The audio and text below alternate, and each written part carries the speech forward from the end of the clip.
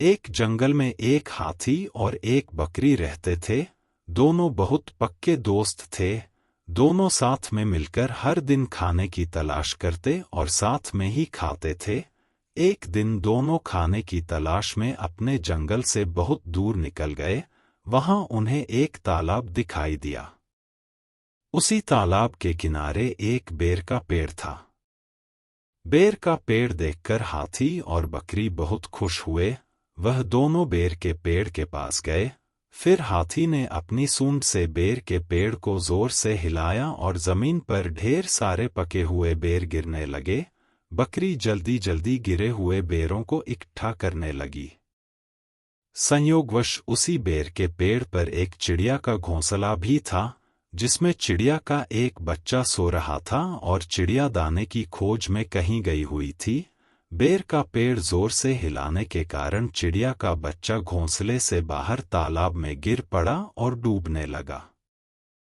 चिड़िया के बच्चे को डूबता हुआ देखकर उसे बचाने के लिए बकरी तालाब में कूद गई, लेकिन बकरी को तैरना नहीं आता था। इस वजह से वह भी तालाब में डूबने लगी। बकरी को डूबता हुआ देखकर हाथी भी तालाब में कूद गया और उसने चिड़िया के बच्चे और बकरी दोनों को डूबने से बचा लिया।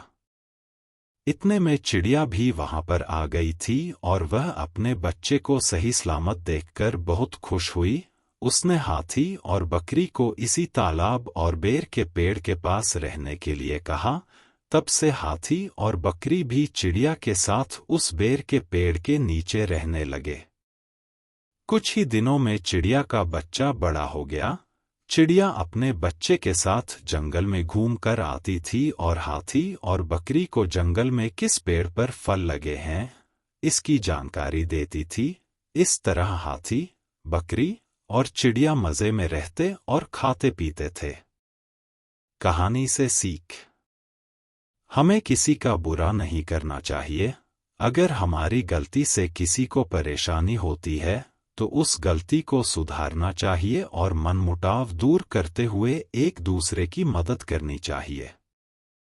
दोस्तों, कैसी लगी ये कहानी आपको कमेंट में ज़रूर बताइएगा और चैनल को लाइक और सब्सक्राइब ज़रूर कर दीजिएगा।